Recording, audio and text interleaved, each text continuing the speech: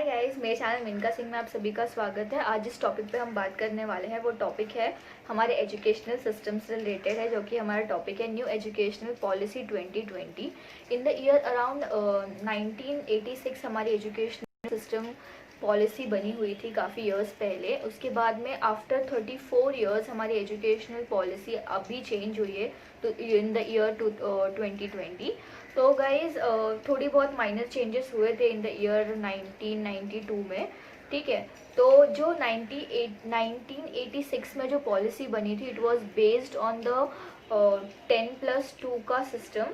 And now जो हमारी educational policy बनी है वो है 5+3+3+4 इन दिस पैटर्न, और जो पहले बनी हुई थी वो थी 10+2 पैटर्न में।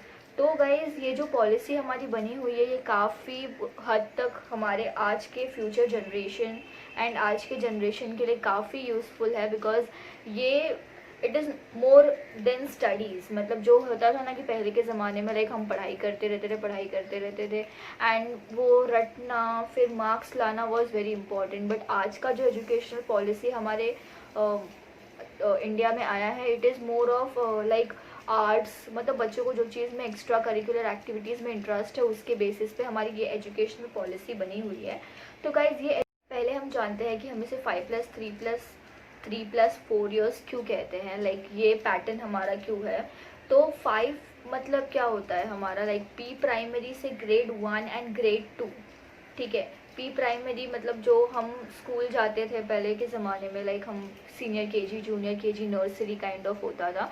तो इसमें क्या होगा, ये जो फेज़ होगा, ठीक है, ये जो 5 इयर्स का फेज़ होगा, 3 इयर्स अपना पी प्राइमरी का एंड ग्रेड 1 एंड ग्रेड 2, इस फेज़ को हम कहेंगे हमारा फाउंडेशनल स्टेज। इस एज में हमारे स्टूडेंट्स जितने भी बच्चे होंगे उनका फाउंडेशन तैयार किया जाएगा। लाइक बच्चों को स्टडीज़ कम होंगे एंड एक्स्ट्रा करिकुलर एक्टिविटीज़ थोड़े हद तक ज़्यादा होंगे, ताकि वो बच्चे का एकदम अच्छे से फाउंडेशन बिल्ड हो सके। तो ये जो बच्चे का ओवरऑल फाउंडेशन बिल्ड होगा ये इस पर्टिकुलर पी प्राइमरी और ग्रेड 1 एंड ग्रेड 2 के दौरान बनाया जाएगा। +3, अब ये दूसरा 3 वाला ईयर क्या है, दूसरा 3 वाला ईयर मतलब ग्रेड 3 टू ग्रेड 5, जो कि एज ग्रुप आता है 8 to 11 ईयर्स के बच्चों का। इस स्टेज को हम कहते हैं प्रिपरेटरी स्टेज।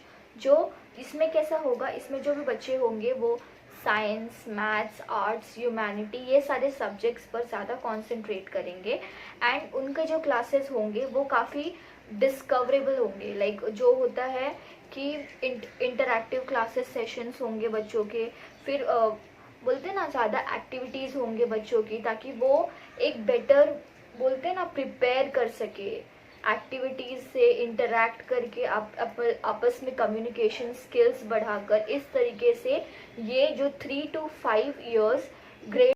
अब बात करते हैं 5+3+3 के बारे में। +3 मतलब it will be from grade 6 to grade 8। ठीक है, इसमें जो बच्चों की एज ग्रुप होगी वो होगी बिटवीन 11 to 14 ईयर्स। इसमें जितने भी सब्जेक्ट्स होंगे, ये फेज़ को पहले हम मिडिल फेज़ कहते हैं।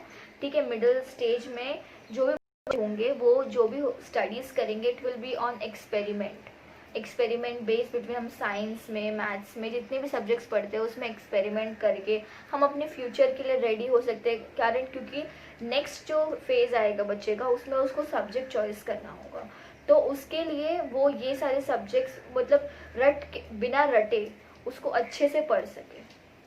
अब हमारा 5+3+3 कंप्लीट हुआ। लास्ट जो बचता है वो 5+3+3+4 होता है। तो 4 ये क्या है, 4 मतलब ग्रेड 9 टू ग्रेड 12। ये जो होता है ये फेज़ जो भी बच्चे को एज ग्रुप होती है बिटवीन 14 to 18 ईयर्स, इस स्टेज को हम लोग सेकेंडरी स्टेज कहते हैं। अब सेकेंडरी स्टेज मतलब क्या होता है, इस स्टेज में जो भी बच्चा पढ़ता है तो वो कैसे पढ़ेगा, ग्रेट क्रूशियल थिंकिंग के साथ में फ्लेक्सिबिलिटी, उसके सब्जेक्ट चॉइस, उसको जो सब्जेक्ट पसंद है वो सब्जेक्ट चॉइस के साथ में पढ़ सकता है। एंड ये जो होगा multi dispensary subject kind of होगा, जिसमें बच्चा पढ़ेगा उसके फेवरेट सब्जेक्ट्स के accordingly. And it will be like more of intellectual studies, मतलब जिसमें रटना नहीं होगा, उसे जो सब्जेक्ट पसंद है, जो सब्जेक्ट वो करना चाहता है वो। ये थी बात 5+3+3+4 के बारे में कि ये एग्जैक्टली है क्या। ये जो 10+12 था इन द ईयर 1986 वो अभी 5+3+3+4 कैसे बना और इसके मायने क्या है। अब हम देखते हैं कि इसमें हमें बेनिफिट्स और क्या क्या गवर्नमेंट ने प्रोवाइड किए। तो पहली बेनिफिट हमें ये है कि 5वीं क्लास तक जो भी बच्चा होगा वो ज़रूरी नहीं है कि वो इंग्लिश ही करे, लाइक इंग्लिश सब्जेक्ट ही पढ़े। वो अपना रीजनल लैंग्वेज, अपना लोकल लैंग्वेज, अपनी मदर टंग से भी 5th ग्रेड तक अच्छे से पढ़ाई कर सकता है। इंग्लिश उसे एज अ सब्जेक्ट रहेगा, बट ज़रूरी नहीं है कि वो इंग्लिश में ही पढ़ाई करे। ये फर्स्ट है कि हम अपने लोकल लैंग्वेज, अपने इंडियन, अपने रीजनल लैंग्वेज को काफ़ी हद तक प्रायोरिटी दे रहे। फॉर एग्जांपल अगर बच्चे को Marathi subject, Marathi 5th grade तक पढ़नी है तो वो पढ़ सकता है विदाउट पहले जैसा कि हमें इंग्लिश में पढ़ाई करनी है, ऐसा अब नहीं है। अगली बेनिफिट हमारी ये है कि पहले कैसा होता था कि 10th तक हमने पढ़ाई कर ली, फिर हमें सब्जेक्ट चूज़ करना है साइंस, कॉमर्स एंड आर्ट्स तीनों के बीच में से। बट अगर मुझे पढ़ना है कि मुझे साइंस लेना है एंड फिर भी मुझे एक आध सब्जेक्ट कॉमर्स का पढ़ना है, एक आध सब्जेक्ट आर्ट्स का पढ़ना है, तो मैं नहीं पढ़ पाती थी। बट अब कैसा है कि अगर आप कॉमर्स ले रहे हो तो आपको साइंस का एग्जाम्पल फिजिक्स पढ़ना है तो आप पढ़ सकते हो, ठीक है। अगर आपको आर्ट्स, साइंस लिया है आपने, आपको आर्ट्स का कोई सब्जेक्ट पढ़ना है तो आप पढ़ सकते हो। आपको अपॉर्चुनिटी मिलेगी कि आप जो भी सब्जेक्ट आपको पसंद है आप पढ़ सकते हो। ये एक और बेनिफिट जो गवर्नमेंट ने हमें दी है वो है कि क्लास 8 से ही बच्चों को कोडिंग सिखाया जाएगा, कंप्यूटर कोडिंग सिखाया जाएगा, जिससे कि वो वेबसाइट, कंप्यूटर कोडिंग, कोई भी एप्लीकेशन बनाना इजीली सीख सकते हैं। और हमारे बाकी देशों के कंपेयर में भी हम काफ़ी अच्छा कोडिंग एंड ऑल बच्चों को पहले से ही सिखा सकते हैं। और एक और बेनिफिट ये होता है कि बच्चा जहाँ चाहे उसके अंडर इंटर्नशिप कर सकता है। फॉर एग्जांपल लाइक अगर कोई बच्चा पेंटिंग बहुत अच्छी करता है, उसे किसी अच्छे पेंटर के अंडर इंटर्नशिप करनी है तो वो बच्चा उसमें भी कर सकता है। पहले ऐसा होता था कि हमारे फाइनल एग्ज़ाम्स होते थे तो बच्चों को काफ़ी स्ट्रेस होता था कि हमें फाइनल एग्ज़ाम के लिए पढ़ना है, तो हम बहुत सारे बच्चे ऐसे करते थे कि हम अब भी नहीं पढ़ेंगे, एग्ज़ाम के 2 महीने पहले पढ़ाई शुरू करेंगे। बट जब हम मिडिल स्टेज में जब हम सेकेंडरी स्टेज में होते हैं, सेकेंडरी स्टेज मतलब ग्रेड 9 टू ग्रेड 12, ठीक है, इस एज में कैसा होगा, जितने भी हमारे रिजल्ट्स होंगे वो हमारा 2 सेमेस्टर होगा उस टाइम पे, 2 सेमेस्टर 6 महीने में एक बार होगा। उसके उसके ऊपर हमारा रिजल्ट तैयार किया जाएगा, लाइक 6 महीना दोनों के मार्क्स इवैल्यूएट करके हमें फाइनल रिजल्ट्स हमारे मिलेंगे। तो जितने भी मतलब हमें साल भर पढ़ाई करनी है, जो भी बच्चा पढ़ रहा होगा उसकी मेहनत वेस्ट नहीं जाएगी, वो दोनों साल में अच्छे से पढ़कर अपना रिजल्ट ला सकता है। काफ़ी अच्छी न्यूज़ है 12th स्टैंडर्ड किड्स के लिए कि अगर आप मानो कभी बाय मिस्टेकली या फिर आपकी तबीयत ख़राब होने एग्ज़ाम के टाइम पे या फिर ऐसे कोई अनवांटेड सिचुएशन की वजह से आपका 12th में मार्क्स कम आता है एंड आपको जिस कॉलेज में एडमिशन चाहिए होता है वहाँ नहीं मिलता है, तो आप एक कॉमन एप्टीट्यूड टेस्ट भी दे सकते हैं, जिसके बेसिस पे अगर उसमें आपके जितने अच्छे आपके मार्क्स आएंगे उसको हम 12th के रिजल्ट के साथ में कैलकुलेट करके फिर आप जिस कॉलेज में एडमिशन लेना चाहो आप ले सकते हो। तो ये काफ़ी अच्छी न्यूज़ है एंड काफ़ी राहत की बात है 12th स्टैंडर्ड किड्स के लिए, जिनका इनकेस कभी रिजल्ट अच्छा नहीं आता है या इनकेस कभी कोई सिचुएशन की वजह से मार्क्स जो आने चाहिए वो नहीं आते, वो एक कॉमन एप्टीट्यूड टेस्ट दे सकते हैं। और गवर्नमेंट ने एक multi entry and multi exit करके भी एक आफ्टर 12th के लिए एक कोर्स ऑफर किया है, जिसमें कैसा होगा कि पहले ऐसा होता था कि हम इन केस पढ़ाई करते थे एंड पढ़ाई अगर हमारी बीच में छूट जाती थी तो उसका कोई मतलब नहीं निकलता था, या तो पढ़ाई करनी है तो कंप्लीट करो, या तो पढ़ाई करनी है तो अगर नहीं करनी है तो करो ही मत, ऐसा।